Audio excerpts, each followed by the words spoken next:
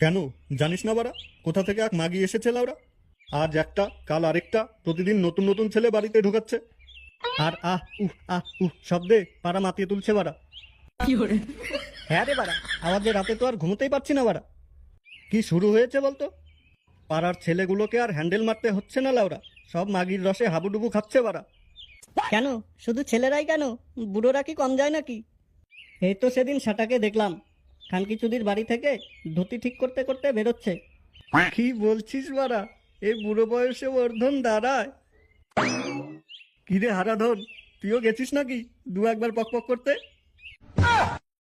না না বাবু, আমি এসব লাগালাগির মধ্যে নেই বাড়া। আমি তো এমনিই গেছিলাম, পাড়ায় নতুন কে এসেছে তাই দেখতে। হ্যাঁ রে হারাধন, তো কেমন দেখলি মালটাকে? মালটা কি যে বলবো বাবু, হেব্বি দেখতে লাউরা। মাইগুলো বেশ বড় বড়।